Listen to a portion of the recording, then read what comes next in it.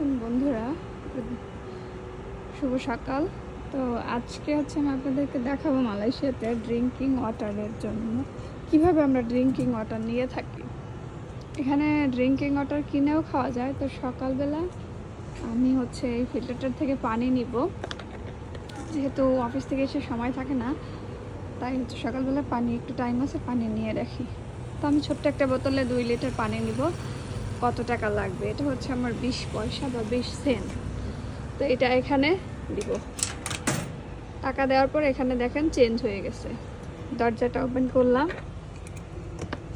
করার পরে এই যে বোতলটা, যদি আপনার কোনো এটা যদি বড় হয়, যে ধরেন আপনার পাত্রটা বড়, তখন আপনি কিন্তু এটা মুভ করতে পারবেন। মুভ করে সরিয়ে দেন পানি নেবেন। তো আমি জানি না আমার পানি ঠিক পজিশনে পড়বে কি না। তো এখন যেহেতু আমি 20 পয়সা দিয়েছি, আমার 20 পয়সা এই বোতলটা ভরে যাবে। পানি ঠিকভাবে পড়ে